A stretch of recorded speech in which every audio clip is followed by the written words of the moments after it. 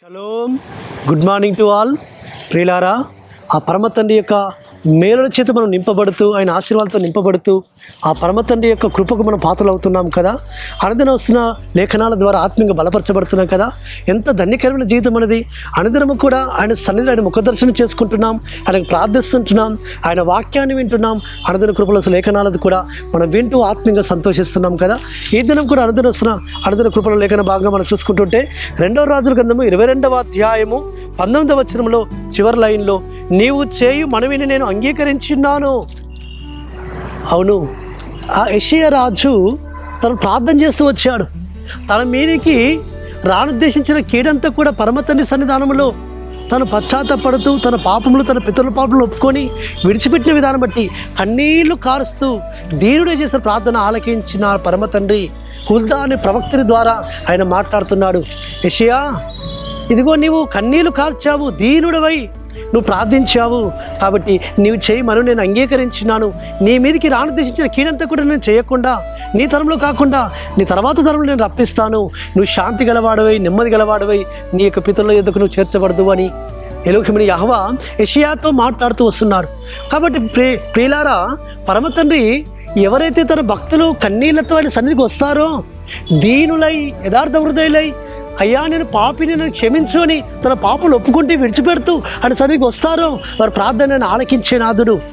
హిజ్కియా కూడా తను చేసిన ఆ యొక్క హృదయంలో ఉన్న గర్వమును, ఆ పాపముని బట్టి ప్రవక్త యెషయా ద్వారా ప్రవచింపబడిన ప్రవచనము, ఇదిగో నువ్వు ఇక నీ ఆయుష్కాలం ముగించబడుతుంది, నువ్వు చనిపోబోతున్నావు, నువ్వు నీ పితరుల ఎదుగు చేర్చబడుతున్నావు అన్నప్పుడు అతను కన్నీళ్లు కార్చగా పరమ తండ్రి తన ప్రార్థన ఆలకించి 15 సంవత్సరాల ఆయుష్ను పొడిగిస్తూ వచ్చాడు.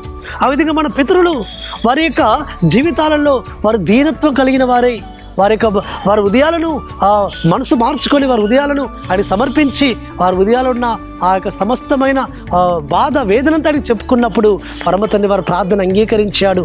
ఆయన ప్రార్థన అంగీకరించిన నాథుడు, ఆయన తప్పక మన ప్రార్థనకు జవాబిచ్చిన నాథుడు.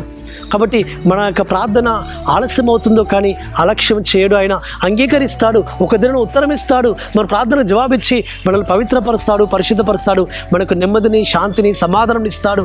మన జీవితాల్లో మనకు ఒక అద్భుతమైన కార్యము, అసాధ్యమైన కార్యము మన జీవితాల్లో ఆయన జరిగిస్తాడు.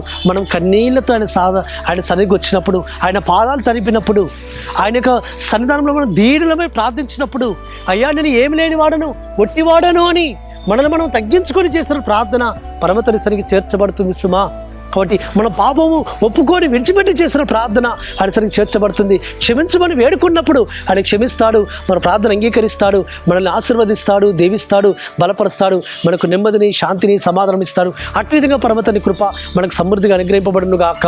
ప్రార్థన చేసుకుందాం. పరలోకమందున మా తండ్రి, సర్వోన్నతుడా, జీవాధిపతి, యెషయా ప్రార్థన ఆలకించినట్టుగా మా ప్రార్థన కూడా మీరు అంగీకరించున్నారని స్తోత్రం తండ్రి. మేము కూడా మీ యొక్క సమాధానం పొందుకొని, మీ శాంతిని పొందుకొని, మీ నెమ్మది పొందుకొని మా జీవిత యాత్రలు మీ ముందుకు సాగులకు సాగించమని ప్రార్థిస్తూ యేసువంశ నామమున స్తుతించి ప్రార్థించి పెట్టుకుంటున్నాము తండ్రి. ఆమేన్. సర్వోన్నతుడు, సర్వాధికారిని యేసువంశ కృపా కనికరము నిరంతరం తోడుగా ఉండి ఆయన మనం బలపరిచి నడిపించును గాక. ఆమేన్.